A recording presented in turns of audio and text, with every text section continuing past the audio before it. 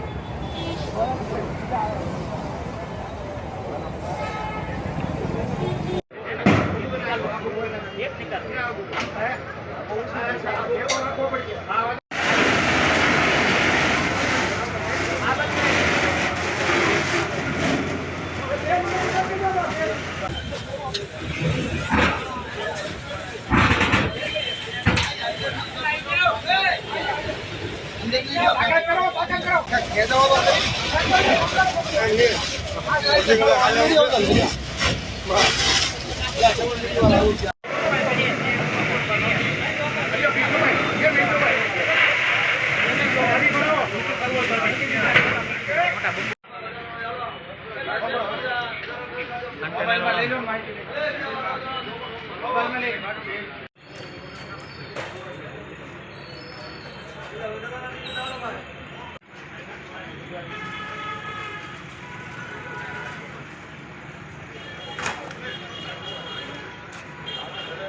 મારું નામ કુલજીતભાઈ ઉપાધ્યાય છે અને આ રેસ્ટોરન્ટનું નામ ફૂડી સ્પાર્ક નામ છે.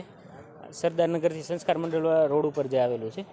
4 વર્ષથી આ રેસ્ટોરન્ટ ચાલુ છે અને જે રેસ્ટોરન્ટમાં ફૂડ માટેના સ્ટોલ્સ છે. સ્ટોલ્સ બધા કન્ટેનરમાં બનેલા છે અને એમાં ટોટલ રસોઈની આઈટમને એવું બધું બનતું હોય છે. છતાંય અત્યારે આ સમય છે એ ફૂડ પાર્ક આખું બંધ હતું.